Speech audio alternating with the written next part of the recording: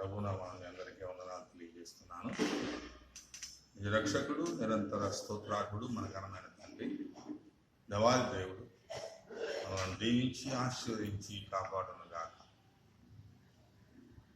ఈరోజు ఆదివారం, పునరుద్ధానం తరువాత 4వ ఆదివారం. ఈ ఆదివారం రోజు ఒక విశిష్టమైనటువంటి సందేశాన్ని మనం నేర్చుకుందాం. శిలువ శ్రమలలో ప్రభు అనేక హింసలు అనుభవించి ఎన్నో గాయములు చేయబడి తన రక్తమంతా కార్చి చివరకు శిలువ మీద తన ప్రాణంను బలిగా సమర్పించాడు. ఈ సమర్పించి తన ప్రాణాన్ని తండ్రి చేతికి అప్పగించాడు. ఆ విధంగా చనిపోయినటువంటి ఆ దేహాన్ని భూసంస్కరణ చేయాల్సినటువంటి ఆవశ్యకత ఎంతైనా. దేవుని యొక్క దేహము పరిశుద్ధమైంది. ఆ నీతిమంతుని యొక్క శరీరము కుళ్ళు పట్టదు. ఆ పరిశుద్ధ శరీరాన్ని అంతే పరిశుద్ధంగా ఉపస్థాపన చేయాలి. ఏ విధమైనటువంటి అపవిత్రమైన స్థితి అక్కడ ఉండకూడదు. కుళ్ళు పట్టడానికి అనుకూలమైన పరిస్థితులు అక్కడ ఉండకూడదు. కాబట్టి దానికి ప్రత్యేకమైన అర్హత గలవాళ్ళు ఉన్నారని ఈ సమయంలో మనం జ్ఞాపకం చేసుకోవాలి. ఈ పరిశుద్ధమైనటువంటి శరీరాన్ని పరిశుద్ధంగా భూస్థాపన చేయటానికి అర్హత కలిగినటువంటి వారు, వారి జీవితాలు ఎటువంటివి, ప్రభు కొరకు ఏ కార్యక్రమాలు చేశారు, ప్రభు దేహం కొరకు ఏం చేశారు, ఆ దేహాన్ని భద్రపరచడం కొరకు అని మనం చూసినప్పుడు ఒక భూస్థాపన క్రొత్త సమాధి అని రాయబడింది. అంటే సమాధిలో క్రొత్తది పాతవి ఉంటావని మనకి అర్థం చేసుకోవాలి. క్రొత్త సమాధి ఇటువంటి వారికి కేటాయించడం జరుగుతుంది. సమాధి లేని స్థితి ఉంటుంది. హడావుడిగా సమాధి చేసే పరిస్థితులు ఉంటాయి. పాత సమాధుల్లో సరిపెట్టుకునేటువంటి పరిస్థితి ఉంటుంది.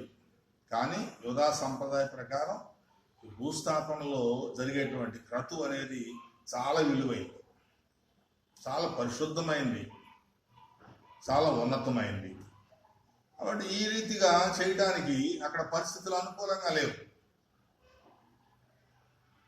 యాక్చువల్గా చట్ట ప్రకారం చూస్తే ఇది మర్డర్ చేయబడి చనిపోయినటువంటి క్రీస్తు దేహం. అటువంటి దేహానికి భూస్థాపనకు పర్మిషన్స్ కావాలి, ప్రభుత్వం యొక్క అనుమతులు అవసరం. ప్రభుత్వం వారే పోస్ట్ మార్టం చేసి ఒకవేళ శాపగ్రస్తమైన శవం కాబట్టి ఇవ్వకపోవచ్చు. అనేకమైన ప్రతికూలమైనటువంటి స్థితిగతులు అక్కడ ఏర్పడి ఉన్నాయి. వీటిలో ఏది జరిగినా పునరుద్ధానుడైనటువంటి క్రీస్తుకు ఆ యొక్క పునరుద్ధాన కార్యక్రమానికి కొంత అవరోధం కూడా ఏర్పడేటువంటి అవకాశం ఉంది. కాబట్టి దేవుడు ఒక ప్రత్యేకమైనటువంటి ప్రణాళికను ముందే ఏర్పాటు చేసుకున్నాడు. దాని కొరకు వివిధమైనటువంటి వ్యక్తులను, పరిశుద్ధమైన వ్యక్తులను సిద్ధపరిచినట్లుగా మనం చూస్తూ ఉన్నాం. శ్రీమైన దేవుని బిడ్డలారా, ఈ క్రొత్త సమాధిలో ప్రభువును భూస్థాపన చేయటానికి అర్హత గలవారు, ఆ సమాధిని సిద్ధం చేసేవారు, ఆ అవసరమైనటువంటి కార్యక్రమాలన్నింటినీ సమకూర్చుకునేవారు, ఇంకా దేహానికి కావలసినవి సిద్ధపరిచేటువంటి వారు, సమాధి స్థలాన్ని పరిశుద్ధపరిచి పవిత్రంగా మార్చేటువంటి వారు, ఇటువంటి వారు అక్కడ అవసరం.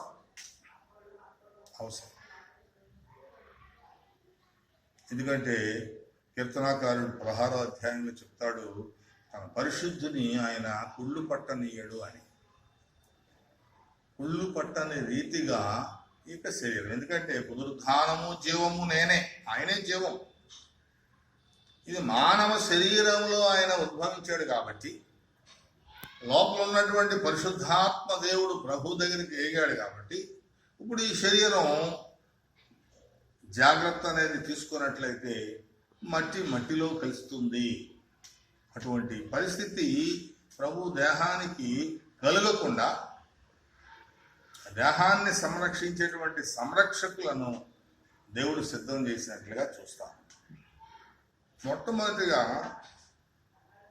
మనం ఈ సమయంలో జ్ఞాపకం చేసుకోవాల్సినటువంటి ఒక అధికారి, శతాధిపతి, ఈ ప్రభువారిని సిలువ వేయడానికి, సిలువ శ్రమలను కొనసాగించడానికి, ఆ కార్యక్రమం అంతా నిర్వర్తించడానికి ఒక శతాధిపతిని అక్కడ అపాయింట్ చేశారు. ఈ శతాధిపతి సిలువ ముందే నిలబడ్డారు. ప్రభువును సిలువ వేసిన తర్వాత ఎప్పుడు చనిపోదాడని చూడటానికి సిలువ ముందే నిలుచుని ప్రభువునే తేరి చూస్తా ఉన్నాడు. ప్రభువును చూస్తున్నంతసేపు ఈయనలో ఉన్నటువంటి ఆలోచనలు రకరకాలుగా మార్పు చెందుతా ఉన్నాయి. జరిగినటువంటి సంభవాలు, అక్కడ జరుగుతున్నటువంటి కార్యక్రమాలు, పరిస్థితులు, వాతావరణ మార్పులు, భూకంపం, సూర్యుడు చీకటి కమ్మటం, దేవాలయ తెర చిరిగిపోవటం, అనేకమైనటువంటి కార్యక్రమాలు వాటంతటా అవే సంభవిస్తూ ఉన్నప్పుడు ఈయనలో ఉన్న ఆలోచనలు క్రమేణా మారుతాం. ఈ బాధ్యతలు తీసుకున్నప్పుడు ఆయన ఒక మిలిటరీ ఆఫీసర్, 100 మంది సైనికుల మీద అధిపతి. ఎప్పుడైతే సిలువ ముందు నుంచుని సిలువ ముందే నిలవబడి ప్రభువును పరిశీలనగా చూస్తూ ఉన్నాడో ఒక గొప్ప స్టేట్మెంట్ ఇస్తా ఉన్నాడు, సాక్ష్యం ఇస్తూ ఉన్నాడు. ఈ నిజముగా దేవుని కుమారుడే అని. అంటే ఆటోమేటిక్గా ఆయన మనసు అనేది మారిపోయినట్లుగా మనం చూస్తూ ఉన్నాం. క్రీస్తును హృదయంలోకి ఆహ్వానించుకున్నట్లుగా చూస్తూ ఉన్నాం. కాబట్టి ప్రభువు చనిపోవటాన్ని ప్రత్యక్షంగా చూసినటువంటి అధికారి ఈ యొక్క శతాధిపతి. ఈ అధికారి ఇచ్చినటువంటి స్టేట్మెంట్ ఈ భూస్థాపన కార్యక్రమంలో ఎలా ఉపయోగపడింది అనేది మనం నేర్చుకున్నాం. రెండవదిగా అరిమతయ్య యోసేపు. ఈయన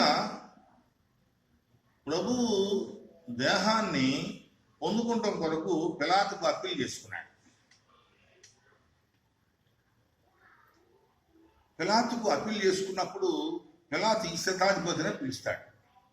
ఏంటి ప్రభువు, క్రీస్తు చనిపోయారా? అప్పుడు ఇంత తొందరగా చనిపోయాడా? ఏంటి దాని ఫార్మాలిటీస్ ఏంటి? ఇది ఏ విధంగా వీళ్ళకి అప్పగించడానికి అవకాశం ఉంటుంది? అప్పగించడానికి ఈ చట్ట పరిధిలో అనుమతులు ఉన్నాయా లేవా? ఇటువంటి విషయాలన్నీ పిలాతు ఈ శతాధిపతిని పిలిచి వాకప్ చేసినట్లుగా మనం చూస్తున్నాం సువార్త భాగాలు. అప్పుడు పిలాతు అంతకు ముందే శిలువ ముందు నిలవబడి క్రీస్తును అంగీకరించిన మనసుతో తన నోటితో క్రీస్తును ఒప్పుకున్నటువంటి అధికారి కాబట్టి అక్కడ జరిగినటువంటి కార్యక్రమాలన్నీ కూడా పిలాతుకు యథార్థంగా వివరించాడు. ఈయన నిజముగా దేవుని కుమారుడేనండి, ఈయన సిలువ వేయటం అనేది చట్టరీత్యా నేరం, ఈయనలో ఎటువంటి దోషము లేదని మీరు చెప్పినట్లుగా నేను గమనించాను, గుర్తించాను. కాబట్టి ఎటువంటి ఫార్మాలిటీస్ లేకుండా ఈ దేహాన్ని వాళ్ళకి అప్పచెప్పడం సరైన పద్ధతి అని చెప్పి పిలాతుకు సలహా ఇచ్చినట్లుగా మనం చూస్తాం. ఎంత ఆశ్చర్యం! శిలువ శ్రమలను నిర్వర్తించడానికి అపాయింట్ చేయబడినటువంటి ఆ శతాధిపతి పిలాతుకు ఒక చక్కని ప్రత్యుత్తరం ఇస్తున్నట్లుగా చూస్తా ఉన్నాం. ప్రియమైన దేవుని బిడ్డ, అప్పుడు ఆ విధమైనటువంటి మార్పు పొందినటువంటి శతాధిపతి అయిన అధికారి శిలువ మీద నుంచి క్రీస్తు దేహాన్ని క్రిందికి దించి అరిమతయ్య యోసేపునకు అప్పగిస్తున్నట్లుగా మనం చూస్తున్నాం. అంటే ఏ విధమైనటువంటి ఆటంకములు లేకుండా, అడ్డంకులు లేకుండా అధికారుల మనసు మార్చినటువంటి క్రీస్తు యొక్క రక్షణ విధానాన్ని మనం చూస్తున్నాం. ఈ శిలువ ముందు నిలిచినటువంటి శతాధిపతి క్రీస్తుని అంగీకరించినట్లుగా, క్రీస్తు ప్రభు కుమారుడని ఒప్పుకున్నట్లుగా, ఎవరైతే ఆయన తన నోటితో ఒప్పుకుంటారో, ఎందరూ ఆయన అంగీకరిస్తారో వారందరూ ఆయన శిష్యులగుటకు ఆయన అధికారం ఇస్తూ ఉన్నారు. ఈ విధంగా ఈ అధికారి ప్రభువుకు శిష్యుడుగా మారినట్లుగా మనం చూస్తున్నాం. తర్వాత మూడవ వ్యక్తిగా నికోదేమును చూస్తా ఉన్నాం. ఈ నికోదేము రహస్యంగా ఒక రాత్రి వేళ ప్రభువును కలుసుకున్నట్లుగా చూస్తాం. దేవుని రాజ్యములో ప్రవేశించడానికి ఏది అవసరం?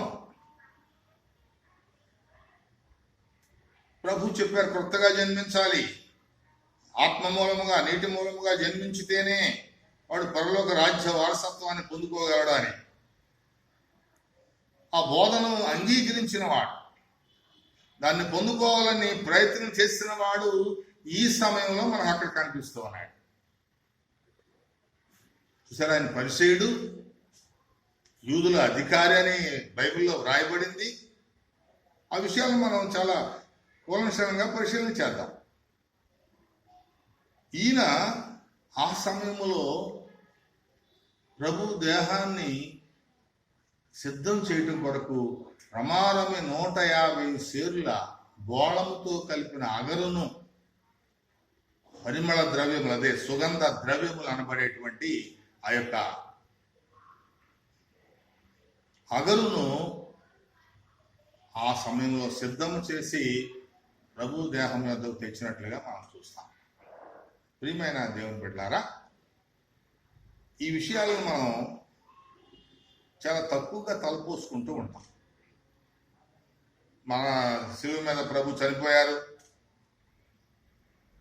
అరిమతయి యోసేపు దేహం తీసుకున్నాడు, భూస్థాపన చేశాడని చాలా జనరల్గా చెప్పుకునేటువంటి 3 మాటల్లో మనం నిశ్చితంగా పరిశీలించినప్పుడు ఆ శిలువ నుండి దేహాన్ని సంపాదించటం ఒక ఎత్తు అయితే, దాన్ని ఆ సమయంలో భూస్థాపన చేయటం ఇంకా పెద్ద కార్యక్రమంగా మనం జ్ఞాపకం చేసుకోవాలి. ఈ 3 అధికారులే మనం చూస్తూ ఉన్నాం. శతాధిపతి అనే 100 మంది మీద అధికారి, ఈ యొక్క అరిమతయి యోసేపు గంత వహించిన యూదా సభలో ఒక సభ్యుడని వ్రాయబడింది. అట్లాగే యూదుల అధికారి, యూదుల అధికారి అని చెప్పి నికోదేము గురించి వ్రాయబడింది. అంటే 3 అధికారులు. ఈ 3 అధికారుల కలయిక వల్ల ప్రభు యొక్క దేహాన్ని పొందటం, ఆ దేహానికి తగినటువంటి సంస్కారం చేయటం, దాన్ని పరిశుద్ధంగా భూస్థాపన చేయటం అనేది అక్కడ జరిగిందని మనం జ్ఞాపకం చేసుకోవాలి. వీరిలో ఎవరు లోపించినా ఆ యూదా సాంప్రదాయ ప్రకారం ప్రభు దేహానికి అంతిమ సంస్కారంలో కొంత లోపం అనేది ఏర్పడి ఉంటుంది. ఇదంతా కూడా ప్రభు యొక్క ప్రణాళికని మనం జ్ఞాపకం చేసుకోవాలి. దేవాది దేవుని యొక్క ఆలోచన జ్ఞానము ఏ రకంగా ఉంటుందో ఈ యొక్క విశ్లేషణలో మనం జ్ఞాపకం చేస్తాం. మొదటిగా మనం చూసినప్పుడు 4 సువార్తికులు అరిమతయి యోసేపు గురించి వ్రాశారు. ఎంత చక్కగా వ్రాశారు అంటే, మనం చూసినప్పుడు మొదటిగా ఈయన యేసు శిష్యుడు అని మత్తయి సువార్తికుడు, యోహాను సువార్తికుడు పేర్కొన్నాడు. యేసు శిష్యుడు అంటే యేసును వెంబడించినటువంటి అపోస్తులైన 12 మందిలో ఈయన పేరు మనకు కనిపించదు. కానీ మరి ఈయన యేసు శిష్యుడని ఏ విధంగా మరి వ్రాయబడింది అంటే, మనం జ్ఞాపకం చేసుకున్నప్పుడు వాక్య భాగాల్లో వాక్యం నందు నిలిచిన వారు ఆయన శిష్యులుగా ఉంటారని యోహాను సువార్తికుడు రాస్తున్నాడు. ఒకరినొకడు ప్రేమించిన ఎడల, ఒకరి పట్ల ఒకరి ప్రేమ కలిగిన ఎడల మీరు నా శిష్యులు అవుతారని యేసు ప్రభు వారు ఆయన ఈ లోకంలో సువార్త సేవ జరిగిస్తున్నప్పుడు తెలియజేసినటువంటి మాటలను ఇప్పుడు మనం జ్ఞాపకం చేసుకుంటే, ఒకరి ఎడల ఒకరు ప్రేమ కలిగిన వారు ఆయన శిష్యులుగా ఉంటారు. మూడవదిగా చూసినప్పుడు మీరు బహుగా ఫలించి నా తండ్రిని గణపరిస్తే మీరు నా శిష్యులుగా ఉంటారని వాక్యం సెలవిస్తాం. మనం బహుగా ఫలించాలి అంటే ఆయన వాక్యాన్ని పారాయణం చేస్తూ ఉండాలి. వాక్యాన్ని చదువుతూ ధ్యానం చేస్తూ దివారాత్రులు దాన్ని ధ్యానించువాడు ధన్యుడు. అతడు నీటి కాలువల యోరను నాటబడినదై ఆకు వాడక తన కాలమందు ఫలమిచ్చు చెట్టు వలె ఉండును. అలా ఫలించేటువంటి, అలా ఫలించాలంటే మీరు ఫలించి నా తండ్రిని ఘనపరిస్తే మీరు నా శిష్యులు అవుతారు. ఇంకా ఏం చెప్తాము, ఇంత మన కలిగినదంతా విడిచిపెట్టువాడు నా శిష్యుడు అవుతాడు. కలిగినంతా కూడా విడిచిపెట్టి ఇంకో మాట ఏం చెప్తా ఉంటే, నా సిలువను ఎత్తుకొని అనుదినం నన్ను వెంబడించిన వాడు నా శిష్యులు అవుతారు అని. కాబట్టి ఈ లక్షణాలన్నీ కూడా అరిమతయ యోసేపులో మనకు కనిపిస్తున్నట్లుగా మనం చూస్తాం. ఏదో వాక్యం ముందు నిలిచిన వాడుగా, ఒకరి ఏడలో ఒకడు ప్రేమ కలిగిన వారుగా, తండ్రిని గణపరిచేవాడుగా, బహుగా ఫలించేవాడుగా, సిలువను మోసుకొని క్రీస్తుని వెంబడించేవారుగా, ఇంకా తను కలిగినదంతయు విడిచిపెట్టేటువంటి వారు. ఈ లక్షణాలు ఎవరిలో అయితే ఉంటావో వారు ఆయన శిష్యులుగా ఎంచబడతారు. కాబట్టి అరిమతయ యోసేపులో ఆ లక్షణాలు ఉండటం వల్ల ఇక్కడ సువార్తికులు ఆయన ఏం సంబోధించారంటే క్రీస్తు యొక్క శిష్యుడు అని చెప్పి సంబోధించారు. తరువాత ఇంకేం సంబంధించిన తెగించిన వాడు లోకాసువార్త 14వ అధ్యాయంలో మనకు కనిపిస్తూ ఉంది. తెగువ గలవాడు, తెగించిన వాడు ఏమని రాస్తున్నాడంటే, అనువు గారి పరిస్థితుల్లో, అక్కడ ఉన్నటువంటి సైనికుల కాపలా పరిస్థితుల్లో, చట్టం వ్యతిరేకంగా ఉన్న పరిస్థితుల్లో, ప్రభువారు సిలువు మీద మరణించినటువంటి సమయంలో ఆ దేహాన్ని ఎలా తీసుకోవాలి, సాయంత్రం అయిపోతా ఉంది. కాబట్టి ఇప్పుడు ఏం చేస్తారంటే యోసేపు తెగించి పిలాతు దగ్గరికి వెళ్తున్నట్లుగా చూస్తున్నాడు. తెగువ కలవాడు అంటే ధైర్యం కలవాడు.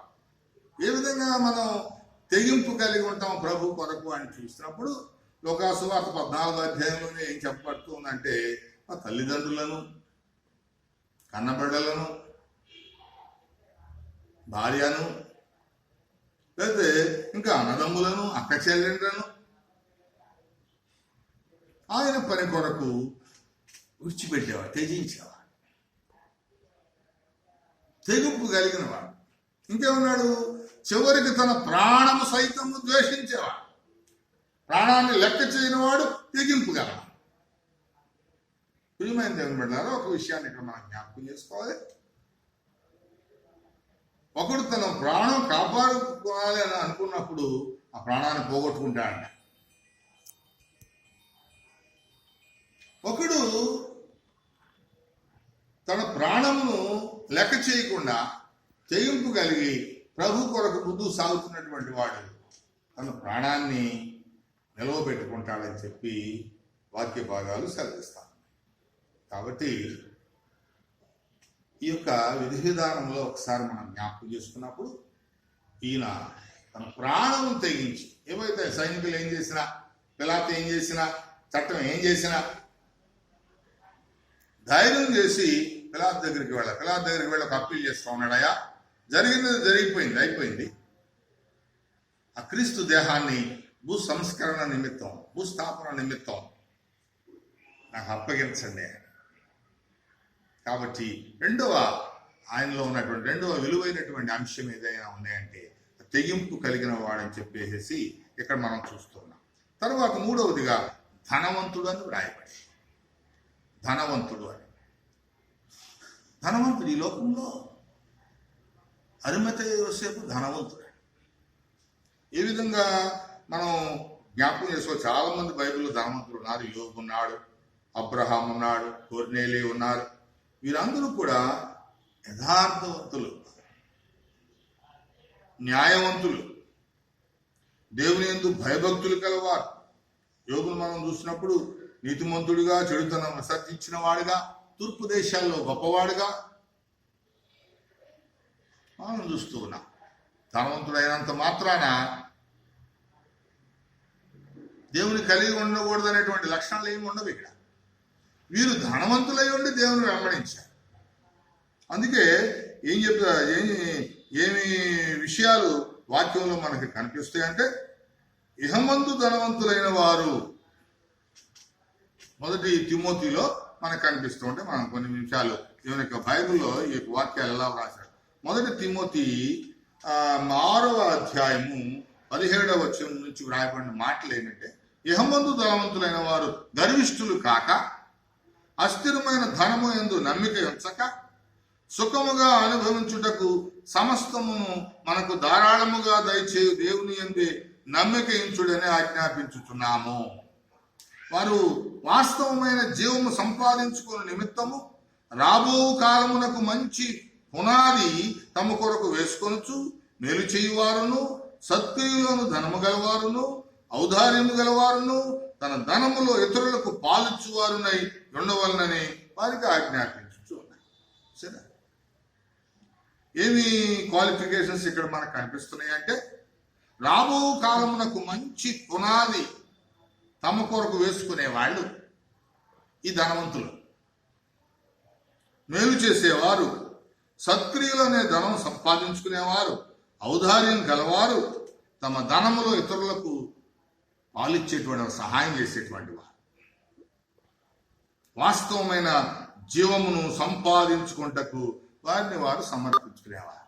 ఈ విధమైనటువంటి ధనవంతులు, ఈ లక్షణాలన్నీ కూడా మనకి అరిమతయి యోసేపులో మనకు కనిపిస్తూ ఉన్నాయి. మొదటిగా యేసు శిష్యుడిగా కావాల్సిన అర్హతలు ఉన్నాయి. తరువాతిగా ప్రభు యొక్క పరిచర్య కొరకు, ప్రభు కొరకు తెగింపు కలిగిన వాడిగా మనం చూస్తూ ఉన్నాం. మూడవదిగా ధనవంతుడు.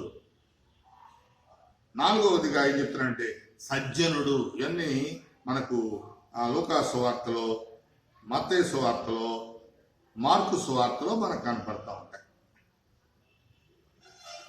సజ్జనుడు. ఈయన సజ్జనుడు మంచి ధననిధి నుండి సద్విషయాలు బయటికి తీస్తాడు. సజ్జనుడు హృదయం ఎప్పుడు స్వస్థభరితమైంది, ఆరోగ్యకరమైంది, మంచి ఆలోచన కలిగింది. కాబట్టి ఆ ధననిధిలో నుండి, ఏ ధననిధి? మంచి ధననిధి నుండి సద్విషయాలు బయటికి తెస్తాడంట. హృదయం దేనితో నిండితే ఆ ఆలోచనలు, ఆ మాటలు మనం మాడుతూ ఉంటాం. కాబట్టి ఈ యొక్క అరిమతయి యోసేపు సజ్జనుడు అని ఇక్కడ బైబిల్లో రాయటం జరిగింది. ప్రభు యొక్క భూస్థాపన చేసేవాడి యొక్క క్వాలిటీస్, ఆ దేహాన్ని పొందుకుని సమాధి చేయడానికి కావలసినటువంటి క్వాలిటీస్ ఇక్కడ మనం చూస్తున్నాం. కాబట్టి మంచి ధననిధి నుండి సద్విషయాలు బయటకు తీసుకొస్తాం. అదే ఆ దుష్టుడైతే తనకు కలిగిన దుష్ట ధననిధి అనే వాక్యం చెప్తాం. కాబట్టి ఈ యొక్క స్థితిని బట్టి అరిమతయి యోసేపు సజ్జనుడని మనం జ్ఞాపకం చేసుకోవాలి. ఇంకా మరి ముఖ్యమైనదిగా నా తర్వాత మనం చూస్తున్నటువంటి అంశం ఏంటంటే దేవుని రాజ్యము కొరకు కనిపెట్టువాడు. లూకా సువార్త 23వ అధ్యాయంలో, అట్లాగే మార్కు సువార్తలో కూడా దేవుని రాజ్యము కొరకు కనిపెట్టి, దేవుని రాజ్యం కొరకు కనిపెట్టేవాడు ఏ విధమైనటువంటి స్థితి కలిగి ఉంటారు, ఎంత పరిశుద్ధత కలిగి ఉంటారు, పవిత్రత కలిగి ఉంటారు, మాన్యత కలిగి ఉంటారు, మంచి ఆలోచనలతో వారు నింపుకుంటారు. ప్రభు గారు పుట్టినప్పుడు ఇక్కడ ఆ విషయం మనం గమనించాలి. ఆయన జన్మించిన తర్వాత 8వ రోజు యెరూషలేము దేవాలయ ప్రవేశం చేస్తున్నప్పుడు అక్కడ దేవుని కొరకు, దేవుని రాజ్యం కొరకు ఎదురు చూస్తూ ఎంతో వృద్ధాప్యంలో ఉన్నటువంటి ఒక ప్రవక్తిని మనం చూస్తూ ఉన్నాం. ఈ సుమియోను అనే ప్రవక్త ఆయన చూసే వరకు మరణించడనేటువంటి వాగ్దానం పొందినటువంటి వాడు దేవుని రాజ్యవాస విమోచన కొరకు కనిపెడుతూ ఉన్నాడు.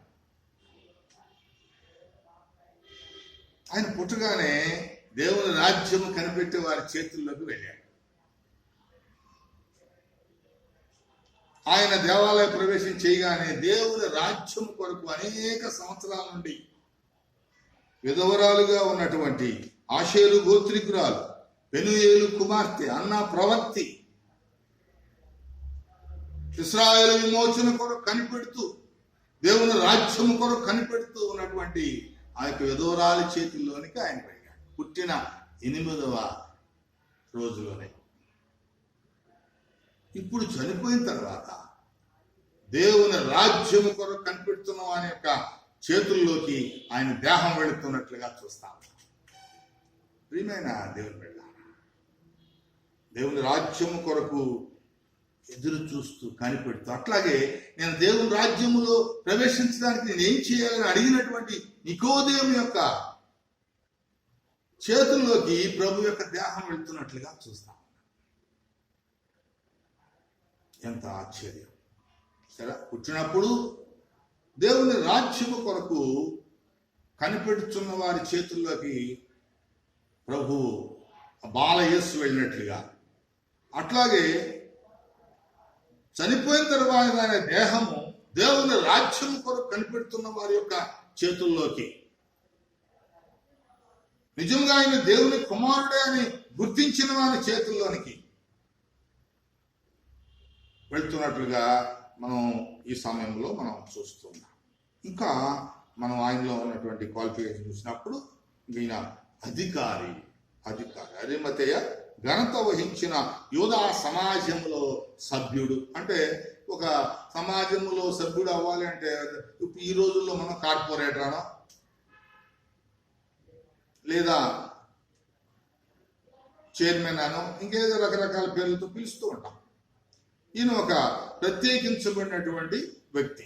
ఆ కాలంలో ఉన్నటువంటి సన్హెడ్రిన్ సభలో సభ్యుడిగా ఉంటే ఎంత గౌరవమో, ఇప్పుడు యూదా సమాజ సభ్యత్వం కలిగి ఉండటం కూడా, అక్కడ ఒక ఘనత వహించిన సభ్యుడిగా ఉండటం కూడా అంతే మరి విలువైనదిగా మనం జ్ఞాపకం చేసుకుంటూ, ఈ యొక్క అంత గౌరవపదమైనటువంటి వాడు, సమాజంలో అంత పేరు ప్రఖ్యాతులు సంపాదించిన వాడు, దేవుని యందు భయభక్తులు కలిగిన వాడిగా చూస్తూ ఉన్నాం.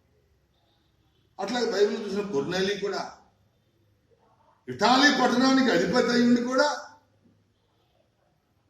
ప్రతిరోజు ప్రభువుకు ముమ్మారు ప్రార్థన చేస్తూ, కుటుంబం అంతా కలిసి ప్రార్థన చేస్తూ, భయభక్తులు కలిగి ఉండి దాన ధర్మాలు చేస్తూ, ఆ అధికారి అనేటువంటి పదానికి ఒక వన్నె తెచ్చినవాడు. నికోదేము కూడా యూదుల అధికారి, ధర్మశాస్త్ర బోధకుడు. ఈయన కూడా దేవుని రాజ్యం కొరకు ఎదురు చూస్తున్నటువంటి వాడు, ప్రభు చేత బలం పొంది ప్రభు యొక్క ఆలోచన జ్ఞానాన్ని సంపాదించుకొని ఆత్మలో జన్మించినటువంటి వాడిగా చూస్తాం. శతాధిపతి అధికారే. శతాధిపతి కూడా ప్రభు యొక్క స్థితిని ప్రత్యక్షంగా చూస్తూ, ఆ చనిపోయేటువంటి స్థితిని ప్రత్యక్షంగా అనుభవిస్తూ ఈయన దేవుని కుమారుడు అని ఒక గొప్ప స్టేట్మెంట్ ఇచ్చినట్లుగా చూస్తున్నాం. అంటే ఈ అధికారులు ప్రభువుని ఎంతగా ప్రేమించారో, ఎంతగా లోబడ్డారో, ఆయన ఎంత భయభక్తులు కలిగి ఉన్నారో, వారి కర్తవ్యం ఏంటో వారు గ్రహించారో మనం జాగ్రత్తగా. శిష్యులు కలవరం చెంది పారిపోయారు, స్త్రీలు కలత చెంది కుమిలిపోతున్నారు, రక్త సంబంధులు అసలు దరిదాపులో లేరు. ప్రేమించిన శిష్యుడు, కొంతమంది స్త్రీలు అక్కడ మనకు కనిపిస్తున్నారు. ఈ భూస్థాపన చేయటం అనేది వీరి వల్ల అసాధ్యం. కాబట్టి ప్రభు అధికారులకు అప్పగించినట్లుగా చూస్తాం. ప్రియమైన దేవుని బిడ్డలారా, ఆ తరువాత మనం జ్ఞాపకం చేసుకోవాల్సినటువంటి అంశము ఏంటయ్యా అంటే, యూదులు చేసిన ఆలోచనను సమ్మతింపని వాడు. ఈ యొక్క అరిమతయి యోసేపు యూదులు చేసిన ఆలోచనను సమ్మతింపని వాడు, వారు చేసిన పనులను కూడా సమ్మతింపని వాడు. యూదులకు అధిపతిగా ఉంటూ, అధికారిగా ఉంటూ, ఆ యూదులందరూ చేసిన ఆలోచనను వ్యతిరేకించేవాడు. ప్రభు హృదయాలను చూసేటువంటి దేవుడు కాబట్టి, పరిశీలించే దేవుడు కాబట్టి ఈయన ఆలోచన జీవగ్రంథంలో లిఖించబడి, వారు చేసిన ఆలోచనను సమ్మతింపలేదు, వారు చేసిన పనిని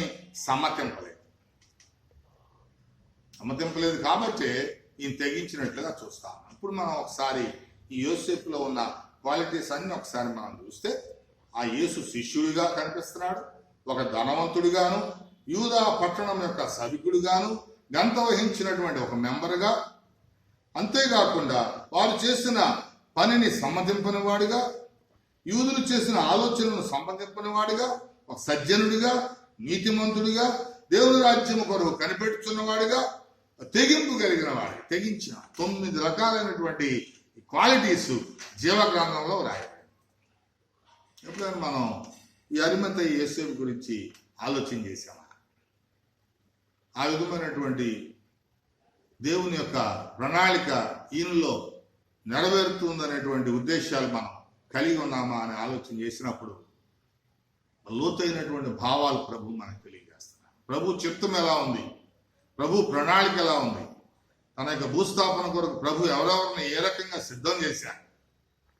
యోసేపుని ఈ రకంగా సిద్ధం చేస్తే, నికోదేమును, యూదుల అధికారి అయినటువంటి నికోదేము, పరిసయుడు అంటే స్వనీతి గలవాడు, దేవుని వ్యతిరేకించేటువంటి గుంపులో ఉండేవాడు, ధర్మశాస్త్రాన్ని ఇశ్రాయేలుకు బోధించేటువంటి స్థితిలో ఉన్నవాడు, దేవుని రాజ్యంలో ప్రవేశించడానికి నేను ఏం చేయాలని ప్రభువుని అడిగినవాడు, క్రొత్తగా జన్మించడం ఎలాగో నేర్చుకున్నటువంటి వాడు, బోళముతో కలిపిన అగరును 150 సేర్లు ఆ సమయంలో ప్రభు కొరకు సిద్ధం చేసి తీసుకొచ్చిన వాడు, యూదుల మర్యాద చొప్పున భూస్థాపన ఆ కార్యక్రమంలో తన వంతు సహాయాన్ని అందించిన వాడు.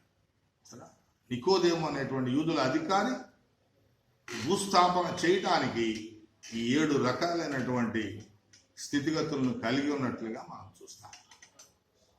ప్రియమైన దేవుని బిడ్డలారా, ఈ విషయాన్ని కూడా మనం ఎప్పుడు కూడా తలపోయాం, ఆలోచన చేయం. దేవుని జ్ఞానం ఉన్నప్పుడు, దేవుని జ్ఞానం కలిగి వాక్యాన్ని చదువుతున్నప్పుడు దాని ద్వారా ప్రభు మనతో మాట్లాడుతూ ఉంటాడు. నికోదేము ద్వారా మనం ఏం నేర్చుకోవాలి, అరిమతయి యోసేపు ద్వారా మనం ఏం నేర్చుకోవాలి, శతాధిపతి ద్వారా మనం ఏం నేర్చుకోవాలి. ఈ శతాధిపతి 100 మంది సైనికుల అధిపతిగా కనిపిస్తున్నాడు, శిలువ శ్రమలు అమలు పరిచినటువంటి అధికారిగా కనిపిస్తున్నాడు, ఆయనకు శిలువ వేస్తున్నప్పుడు శిలువకు ఎదురుగా నిలిచిన వాడిగా ఉన్నాడు, ఆయన ప్రాణం విరుచుట ప్రత్యక్షంగా చూసిన వాడిగా ఉంటున్నాడు, పిలాతు పిలుపును అందుకున్నవాడిగా ఉన్నాడు. క్రీస్తు చనిపోయిన తర్వాత పిలాతు పిలవడం ద్వారా పిలాతు దగ్గరికి వెళ్ళి ఎలా చనిపోయాడు, ఏ విధంగా చనిపోయాడు, ఏ సంభవించినాయి, దానిలో ఉన్నటువంటి యథార్థత ఏంటి, ఇవన్నీ కూడా పిలాతుకు వివరించిన వాడిగా మనం చూస్తూ ఉన్నాం. అంతేకాకుండా యేసు దేహమును అరిమతయ యోసేపునకు అప్పగించిన వాడిగా కూడా చూస్తాం. ఈ 3 అధికారులతో క్రీస్తు తన దేహాన్ని ఎలా భద్రపరుచుకున్నారో, ఎలా పరిశుద్ధపరుచుకున్నారో, ఎలా పవిత్రంగా ఉంచుకున్నారో మనకు తెలుస్తుంది. ఎందుకంటే ఆయనే జీవం కాబట్టి ఆయనలో జీవము కలదు, ఆ జీవం మనుషుని వెలిగిస్తూ ఉంది.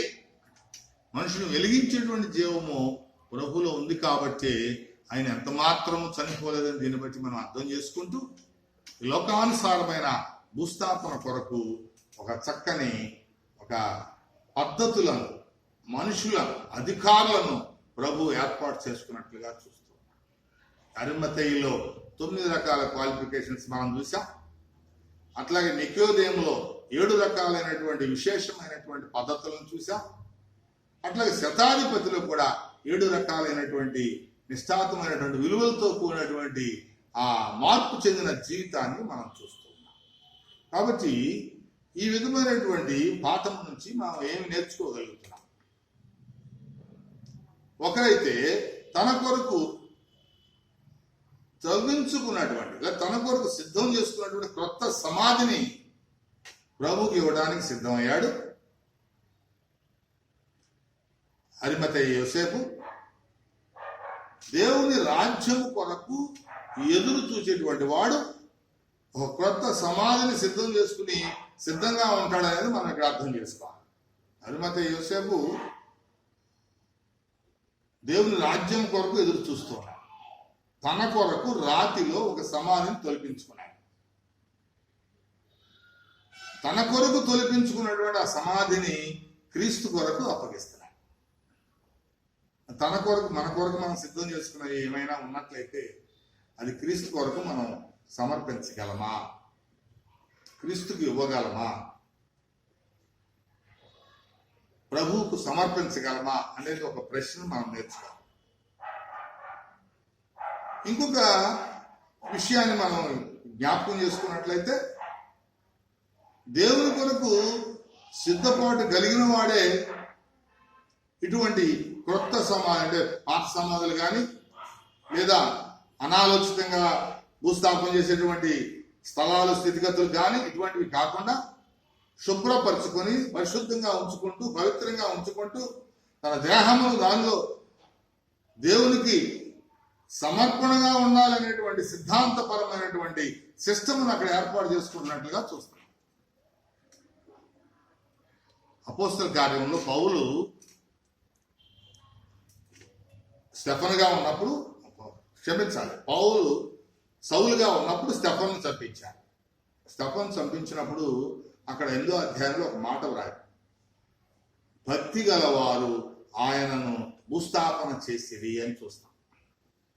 స్టెఫను పరిశుద్ధుడు, దేవుని రాజ్యం కొరకు సిద్ధపడినవాడు, చనిపోతూ ఉన్నప్పుడు దేవుని రాజ్యాన్ని ప్రత్యక్షంగా చూసినవాడు.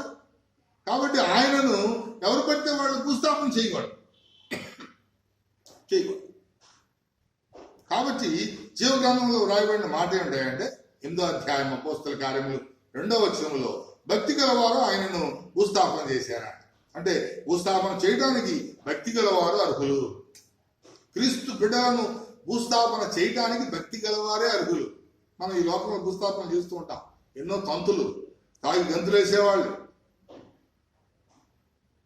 రకరకాల మోతలు మోగించేవాళ్ళు, అభాస్యాలు చేసేవాళ్ళు, ఇష్టానుసారంగా లోకానుసారమైన తంతులు నిర్వహిస్తూ తీసుకెళ్లేటువంటి ఎప్పుడు కూడా దేవుని బిడ్డలను ఆ విధంగా భూస్థాపన చేయడానికి మనం ఎట్టి పరిస్థితుల్లో ఒప్పుకోకూడదు. అది జ్ఞాపకం. భూస్థాపన చేయాలంటే ఎవరికి అర్హత ఉంది అంటే దేవుని యందు భయభక్తులు గల వారికి అర్హత ఉంది. స్టెఫను వాళ్లే ఆ విధంగా భూస్థాపన చేశారు. కాబట్టి ఇక్కడ దేవుని యందు భయభక్తులు కలిగినటువంటి ముగ్గురు మనకు కనిపిస్తున్నారు. అరిమతయి యోసేపు, నికోదేము, శతాధిపతి. తన కొరకు సిద్ధం చేసుకున్నటువంటి ఆ క్రొత్త సమాధిలో ప్రభుకు క్రొత్త సమాధి అవసరం. ప్రభు మానవాళికి క్రొత్త నిబంధన ఇచ్చినవాడు, ప్రభు మానవాళికి క్రొత్త నిబంధన చేసినవాడు, ప్రభు మానవాళికి క్రొత్త ఆజ్ఞలు అనుగ్రహించిన వారు, ప్రభు మానవాళికి ఒక క్రొత్త ప్రేమను రుచి చూపించిన వారు.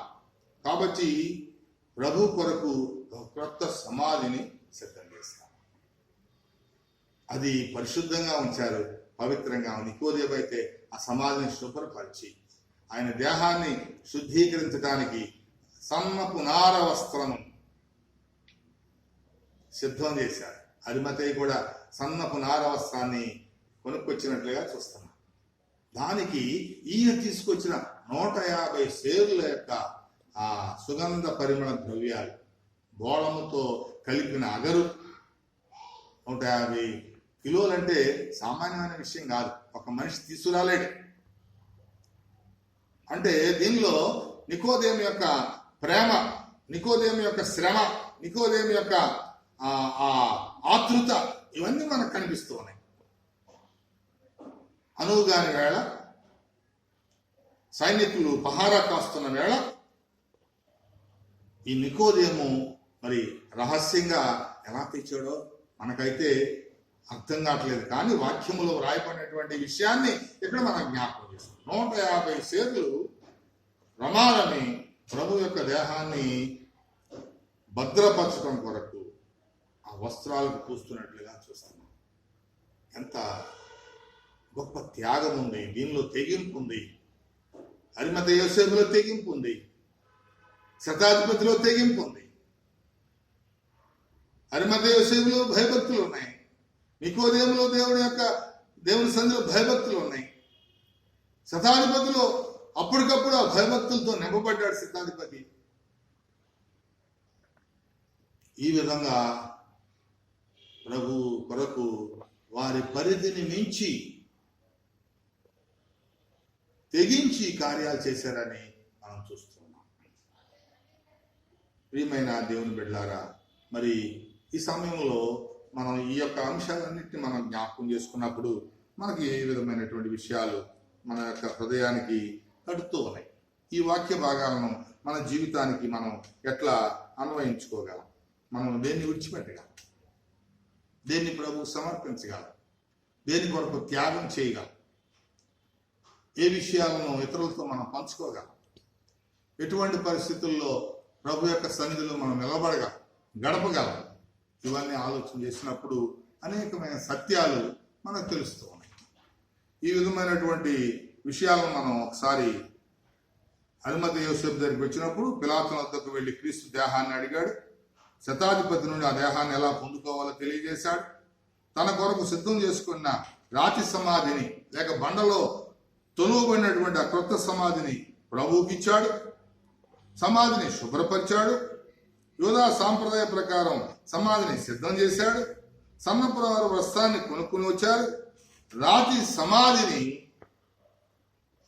ప్రభువుకు సమర్పించి సమాధి కార్యక్రమాన్ని ముగించాడు. ఆ తరువాత ఒక పెద్ద రాతితో సమాధిని మూసివేసినట్లుగా చూస్తాం. ఇన్ని కార్యక్రమాలు ప్రభు కొరకు ఆయన చేశాడు. అట్లాగే శతాధిపతి ఏం చేసే క్రీస్తుని అంగీకరించాడు. పిలాతుకు నిజం చెప్పాడు. యేసు దేహాన్ని శిలువ మీద నుంచి క్రిందికి దింపించాడు. భూస్థాపనకు అనుమతిని మంజూరు చేయించాడు. సమాధి చేయడానికి దేహాన్ని అరిమతయికు అప్పగించాడు. అలాగే నికోదేమును చూసినప్పుడు దేవుని యొద్దకు రహస్యంగా వెళ్ళాడు.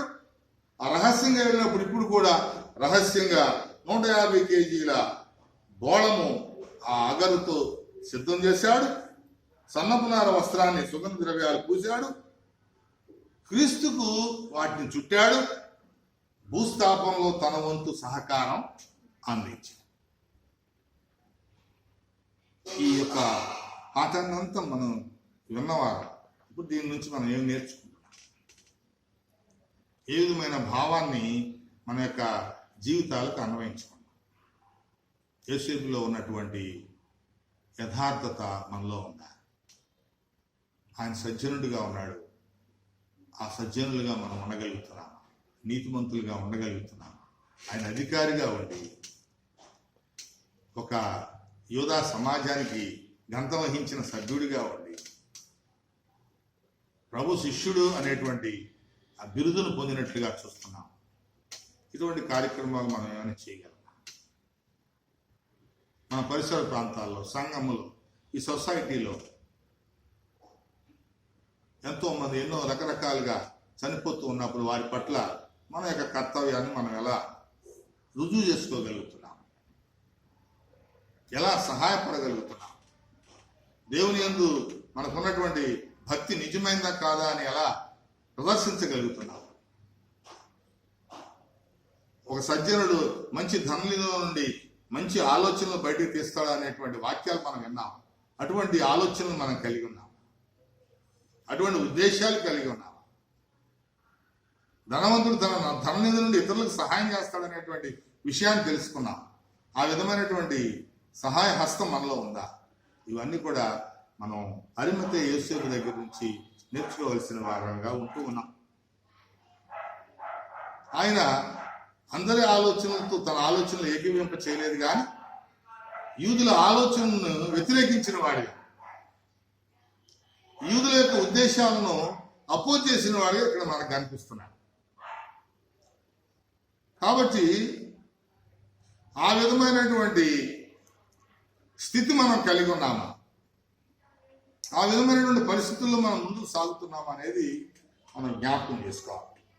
అట్లాగే సిలువ ముందు నిలువబడినటువంటి ఆ శతాధిపతి తన జీవితాన్ని ఎలా మార్పు చేసుకున్నాడు, ఎలా క్రీస్తుని అంగీకరించాడు, అనేక పర్యాయాలు మనం సిలువ ముందు నిలిచి ఉంటాం. సిలువలో కాల్చిన రక్తాన్ని చూస్తున్నాం. ఆ రక్తము ద్వారా అనేక స్వస్థత కార్యాలు పొందుకుంటున్నాం. ఆ రక్తము ద్వారా మనం క్రీస్తులో పరిశుద్ధపరచబడ్డాం, క్రీస్తులో పవిత్రపరచబడ్డాం. ప్రతి పాపము నుండి క్రీస్తు మనల్ని విడుదల చేశారు. ఆ రక్తపు నీడ క్రిందకు వెళ్ళిన తర్వాత మన హృదయాలు ఏమైనా మార్పు చెందుతున్నాయా? ఆ శిలువ ముందు ఈయన నిజముగా దేవుని కుమారుడే, నా కొరకే పుట్టాడు, నా కొరకే శ్రమ అనుభవించాడు, నా కొరకే చనిపోయాడు అనేటువంటి భావం నీలో ఏమైనా కనబడుతుందా, కలుగుతుందా? శతాధిపతి దాన్ని పొందాడు, శాశ్వత చిరునామా ఏర్పాటు చేసుకున్నాడు. పిలాతు దగ్గర ధైర్యంగా వెళ్ళాడు, సాక్ష్యం చెప్పాడు, తన పరిధిలో ఉన్న అధికారాన్ని ఉపయోగించాడు. నువ్వు అధికారిగా ఉన్నప్పుడు ఎంతమందికి ఉపకారం చేస్తున్నావు? నీకు ఒక సామర్థ్యం ఉన్నప్పుడు, ఒక కార్యం చేయడానికి శక్తి కలిగినప్పుడు ఎంతమందికి సహాయపడగలుగుతున్నావు? ఏ స్థితిలో సహాయపడగలుగుతున్నావు? ప్రతికూలమా, అనుకూలమా? ఇవన్నీ కూడా ఒకసారి మనం జ్ఞాపకం చేసుకోవాలి. అట్లాగే క్రీస్తు దగ్గరకు బహిరంగంగా రాలేనే నికోదేము రహస్యంగా వచ్చిన వాడు ఇప్పుడు బహిరంగంగా వస్తున్నాడు. తను తాను బయలుపరుచుకుంటున్నాడు. ప్రభు కొరకు మొయలేని భారంతో వస్తున్నాడు. నాకు జీవ మార్గాన్ని బోధించిన వాడు, నాకు శిలువ మార్గాన్ని బోధించిన వాడు, దేవుని రాజ్యంలోకి ఎలా ప్రవేశించాలో తెలియచెప్పిన వాడు, ఆయన యొక్క అంతిమ సంస్కారములో నేను పాలు పంచుకోకపోతే నా జీవితం వ్యర్థమని గ్రహించిన వాడు, గ్రహింపు కలిగిన వాడు ఇప్పుడు బయటకు వచ్చి ధైర్యంతో ఆ భూస్థాపనలో కార్యక్రమంలో పాల్గొంటాడు. ఎన్నో అవకాశాలు ప్రభు మనకి ఇస్తూ ఉంటాడు మన జీవితాలకు. ఎన్నో సమయాల్లో మనం పాల్గొనాల్సిన పరిస్థితులు కల్పిస్తూ ఉంటారు. ఎన్నో బాధ్యతలు గుర్తు చేస్తుంటారు. ఎన్నో అనుగాని పరిస్థితుల్లో మన కర్తవ్యం ఏంటో బోధిస్తూ ఉంటారు. ఇవన్నీ మనం బాధ్యతగా చేయగలుగుతున్నాం. బాధ్యతగా చేయగలిగినట్లయితే ఒక క్రొత్త సమాధి నీకు జీవాన్ని ఇస్తుంది. ఒక క్రొత్త సమాధి నీకు దేవుని రాజ్య వారసత్వాన్ని పొందడానికి కావాల్సిన అర్హత ఇస్తా ఉంది. ఒక క్రొత్త సమాధి దేవుని రాజ్యంలో ఎలా ప్రవేశించాలో నీకు బోధిస్తూ ఉంది. ఆ క్రొత్త సమాధి పరిశుద్ధమైందిగా, ఆ క్రొత్త సమాధి పవిత్రమైందిగా, ఆ క్రొత్త సమాధి శుభ్రమైందిగా, ఆ క్రొత్త సమాధి పరిమళ తైలముతో నింపబడిందిగా మనం చూస్తాం. సహజంగా సమాధిని మనం చూస్తున్నప్పుడు సమాధిని మనం విశ్లేషించుకోవాలంటే అది శల్యములతోనూ చచ్చిన ఎముకలతోనూ దుర్గంధంతో నిండి ఉంటాం. కానీ నువ్వు దేవుని వారసుడు అయితే, దేవుని నమ్మిన బిడ్డవైతే, దేవుని యందు భయభక్తులు గలవాడివైతే ఈ క్రొత్త సమాధి లాజరు కుళ్ళిపోకుండా ఎలా తిరిగి జీవం పొందాడో అటువంటి క్రొత్త సమాధిని ప్రభు మన కొరకు ఏర్పాటు చేస్తాం. మనం భయభక్తులు కలిగి ఉన్నట్లయితే, నిజముగా దేవుని యొక్క రాజ్యం కొరకు ఎదురు చూస్తున్నట్లయితే, నిజముగా క్రీస్తుని అంగీకరించినట్లయితే ఆయన కొరకు తెగింపు కలిగి జీవిస్తాం. ఆయన శిష్యుడిగా మారుతాం. ఈ లోకములో గంత వహించిన వారిగా ఉన్న భయభక్తులు కలిగి ఉంటాం. ఇతరుల ఆలోచనల్ని ఎంత మాత్రం పంచుకోం. వారి యొక్క పనులలో మనం పాల్గొనం. ఆ విధమైన లక్షణాలన్నీ మనం కలిగి ఉంటాం. క్రీస్తు కొరకు మనం సమర్పించుకుంటాం. ఏ స్థితిలో ఉన్నా, ఎటువంటి పరిస్థితుల్లో ఉన్నా, ఏ ఆలోచనలో ఉన్నా ఈ క్రొత్త మార్గంలో మనం ముందుకు సాగడానికి ఇష్టపడతాం. కాబట్టి ప్రియమైన దేవుని బిడ్డలారా, ఈ అరిమతయ యోసేపు జీవితం, నికోదేము జీవితం, ఈ శతాధిపతి జీవితం మన జీవితానికి ఆదర్శప్రాయంగా ఉండాలి. మన జీవితాన్ని మార్పు చేసేదిగా ఉండాలి. మన జీవితానికి ఒక క్రొత్త పాఠాన్ని, క్రొత్త సమాధిని దేవునికి ఎలా ఇచ్చారో ఒక క్రొత్త పాఠాన్ని మనం కలిగి ఉండి ఆ క్రొత్త పాఠము ద్వారా నిజ దేవుని రాజ్యములు ఎలా ప్రవేశించాలో మనం నేర్చుకోవాలి. ఆ విధమైనటువంటి వాక్య భాగాలన్నింటినీ మనం క్షుణ్ణంగా పరిశీలించి ధ్యానం చేసి ప్రభు కొరకు మనల్ని మనం సిద్ధం చేసుకొని ఆయన కొరకు అనేక త్యాగములతో కూడినటువంటి సువార్త పరిచర్యను, దేవుని రాజ్య వ్యాప్తిని, రక్షణ ఆనందాన్ని ఇతరులతో మనం షేర్ చేసుకుంటూ ముందుకు సాగటానికి ఆయన కృప నిరంతరము తోడేయుండును గాక. ఆమేన్. ఈ మాటలు దేవుడు మన హృదయంలో భద్రపరిచి తన కృపను అనుగ్రహించును గాక. ఆమేన్. ప్రార్థన చేసుకున్నాం. మహాపరిశుద్ధుడా ఘనమైన తండ్రి, జీవాధిపతి, మీకు వందనాలు, స్తుతులు, స్తోత్రాలు తెలియజేస్తున్నా. ఈ యొక్క విశ్రాంతి దినమున ఉదయకాలమున మీ పాద సన్నిధి మా జీవితాలకు ఇచ్చినందుకు వందనాలు తెలియజేస్తున్నా. మీ పరిశుద్ధాత్మ శక్తి ద్వారా, అద్భుతమైనటువంటి ఆదరణ ద్వారా మీరు మాకు ఇచ్చిన వాక్య భాగాలను బట్టి వందనాలు తెలియజేస్తున్నాం. ఒక క్రొత్త సమాధిని మా ముందు ఉంచి దాని ద్వారా ఒక చక్కని పాఠాన్ని మాకు తెలియజేసి తన కొరకు ఏర్పాటు చేసుకున్న, తన కొరకు తొలిపించుకున్నటువంటి ఆ రాతి సమాధిని మీకు ఇచ్చినట్లుగా అయ్యా మా హృదయాన్ని కూడా మేము మీకు ఇవ్వటానికి మమ్మల్ని సిద్ధపరచండి. మా రాతి హృదయాన్ని పనికొచ్చే హృదయంగా, క్రొత్త హృదయంగా, మీకు నివాసయోగ్యమైన హృదయంగా ఉండేటట్టుగా చేయమని ప్రార్థన చేసుకుంటున్నాం. అయ్యా సంఘం అంతటిని మీ చేతులకు అప్పగిస్తున్నాం. ప్రతి కుటుంబాన్ని మీ చేతుల్లో పెడుతున్నాం. ప్రతి ఒక్కరు ఈ క్రొత్త సమాధి వైపు చూస్తూ రాత సమాధిని విడిచిపెట్టి, దానిలో ఉన్న శల్యమును విడిచిపెట్టి, ఆ కులిపోయిన ఎముకల స్థితిని విడిచిపెట్టి, అయా దుర్గంధం అనేటువంటి ఆ యొక్క భయంకరమైనటువంటి పరిస్థితుల నుంచి విడిచిపెట్టి ఆ క్రొత్త సమాధిలో ఉన్నటువంటి శుభ్రత, పరిశుద్ధత, పవిత్రత, ఆ పరిమళ సుగంధ ద్రవ్యముల యొక్క సువాసన, ఆ భరితమైనటువంటి జీవితాలను బిడ్డలందరికీ దయచేయమని ప్రార్థన చేస్తున్నాం. క్రొత్త సమాధిలోంచి క్రీస్తు పునరుత్థానుడై తిరిగి మా మధ్యకు వచ్చినట్లుగా మమ్మల్ని కూడా పునరుత్థానులు చేసినారు. మీ పునరుద్ధాన శక్తిని అనుగ్రహించి, ఆ బలాన్ని ఇచ్చి, దాన్ని పొందుకోవడానికి కావలసినటువంటి విలువలతో కూడిన జీవితాన్ని మాకు అనుగ్రహించి, మారు మనసుతో కూడిన భక్తి భావము, ఆ భక్తి జీవితాన్ని దయచేయమని ప్రార్థన చేస్తున్నాం.